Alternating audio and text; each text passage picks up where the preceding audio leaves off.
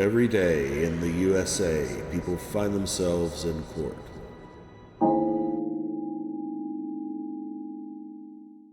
Who's up? Who's up? Anybody? Three cases are called 23 CR 110, first degree felony, aggravated assault, family violence. Your Honor, there's two cases pending. That's brief. I'm not through. 23 CR 120. We gotta work through these here.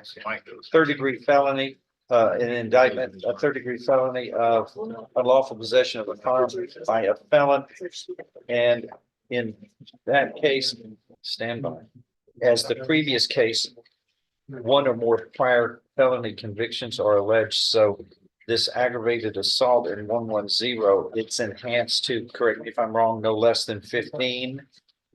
That one, Your Honor, they're not in sequence, so it pushes it up to the. One level.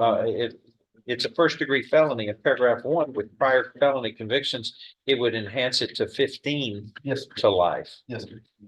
And then in 23 CR 120, it's a third degree felony with a prior conviction. So that gets enhanced if found guilty of all of that to a second degree felony punishment. And finally, 23 CR 340, aggravated assault, family violence. Again, all of these are on the same date. It looks like on or about February 8th. Yeah.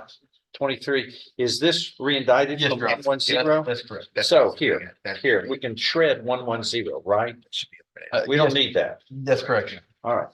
So what did you do? Just add a prior conviction? No, On Your the Honor, first as far as this, it had to be re-indicted because it said the previous one, it said caused physical injury, but in this case, it was just exhibiting the weapon and threatening. So it was also changed to from a first degree to a To a second degree, felony. yes. So Should be that's five a to second 9. degree felony then, but you have 2 prior convictions, which look like they're not in sequence, are they? No, Your Honor. So it's enhanced to a first degree felony. So you have a second degree felony punishment and a first degree felony punishment.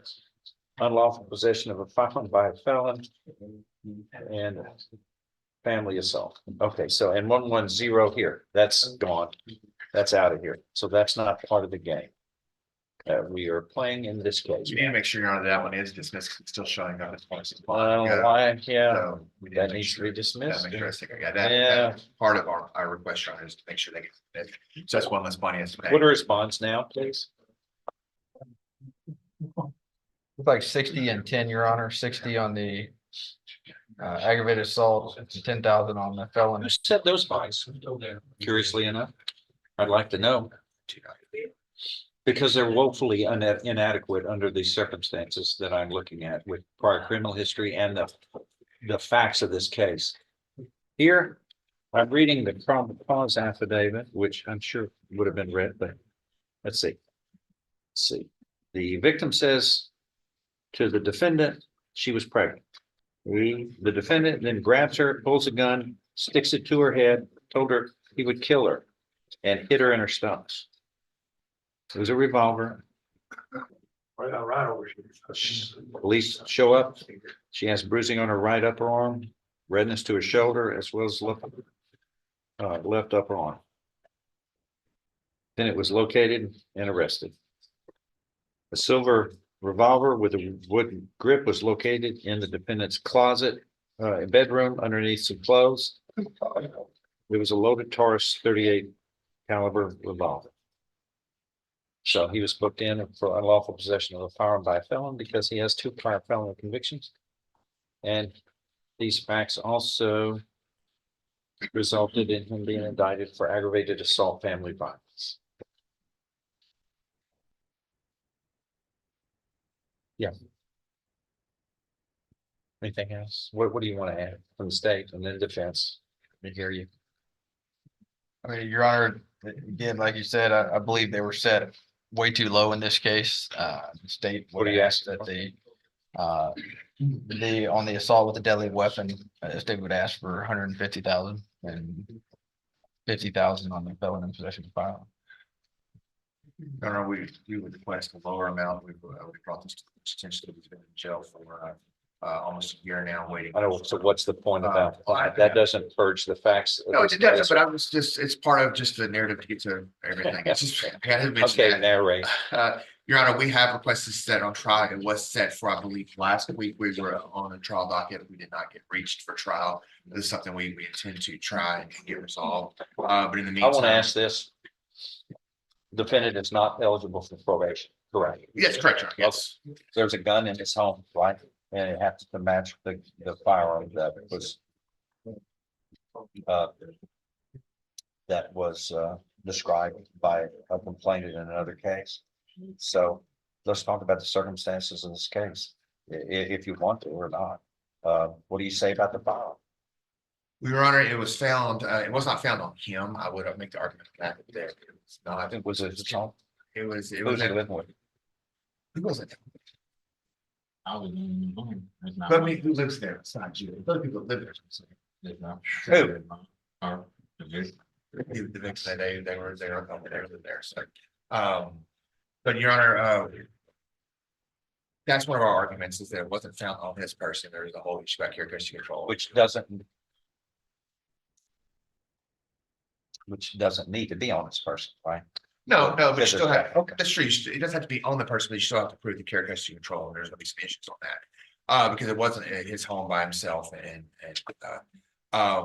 there's some other arguments we're gonna make, but we'll make that a trial. It's not for here. But Your Honor, we just requested that we felt that this was too high, especially also we. What about the assault of allegedly beating on a lady, which is about as ungentlemanly as it gets? The court has little tolerance for a man doing that.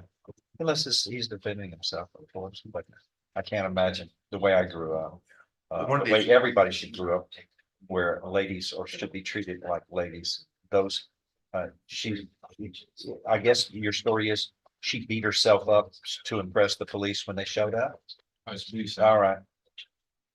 Your Honor, one of our issues was that currently, like I said, both cases are active. We want to make sure the older one gets suspended. So that takes one less bond off of the table for him to have to pay.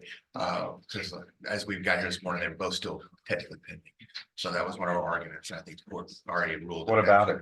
Well, I think the one that's been re-indicted from needs to be dismissed because it's no longer active. But I think Oh, okay. court- Well, Yeah, that's- yes. That doesn't make Procedure, yes. Yeah, And Your that- Honor- that is certainly correct. Yes, He yes. doesn't need, that shouldn't be against him. Two charges of the same event Right. being costing him. No, that should be erased immediately, and it will be. Okay. We'll dismiss that. And Your Honor, it shows in the system that it's not showing a bond on that one in my system. It's showing it added an error to the side. And the actual bond Okay. is on the new Okay, indicted. just make sure that Joe has that correct. That's what our issue because they try. It looks But, like they're trying. It's probably one of those problems of transitioning in this gigantic data system Yes. that we have suffered through in the last few months. But at least they put in something that he is not bond, he is not disqualified or required to set a bond on that case that's still that was to be replaced, that's still floating around in the Yeah. data system. So that should not be a prejudice to him. But Your Honor, his family has attempted to bond him out due to the fact that there is the multiple cases to bond out and the amounts he has been unable to do that. Your Honor, he is from here. He has family here. He has relatives here. Everybody's here. He has connections to the area. He's not a flight risk. There's no doubt about that. So then it comes down to the big question, people always point out the dangers to society. This is a violent crime. We understand, but this is a targeted crime, but this is not a random crime of violence. This is something coming out of a relationship. Well, I mean, it goes against the whole idea that our American society is built around a family unit. But Somebody beating up, allegedly beating up on the female portion of the family unit is going to be apt to ruin that relationship and cause hostility. This, I think our moral nature is one of peace in the home, which this defendant is charged with completely and totally eradicating. Your Honor, I think if the court would lower his bond, but add conditions in there of well, whereas conditions are always in there, but no contact with the victim, obviously stress that. If the court wanted to add a ankle monitor or some other monitoring device to help prevent that or to monitor that. But we would request that it's come down to a lower amount in the range of 20,000. I believe 60,000 based on these facts is high. They're $100,000 in each case. These are atrocious, but his criminal history especially, he has no room for error. But to allegedly be beating on the family, a family member, and also being charged with a firearm, which has gotten him in trouble in the past. He's a felon, and that is disqualifying him from his privilege and right. And I don't find that to be unusual, unreasonable under this fact situation and his criminal history. Also, if he does post a bond, he must have, he will be placed on home confinement, not the victim's home or the complainant's home, some other place that you are going to live. And you must have a GPS and can only leave home for certain necessities that the court would describe and spell out when and if you are bonded out. Let's set this for trial. Is that what we're Well, doing? it's already been product. Let's try to get this as soon as possible. Yes, sir. And the defendant is ineligible for probation. All right, so let's move forward on these things as soon as possible. All right, what's, that's,